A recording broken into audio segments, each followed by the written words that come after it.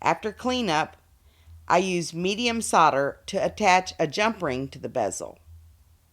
I've placed them on a charcoal block, then concentrate the heat at the top and pick solder the ring. There's no need to heat the entire piece. Next, put yellow ochre or whiteout on the jump ring before soldering on the bale.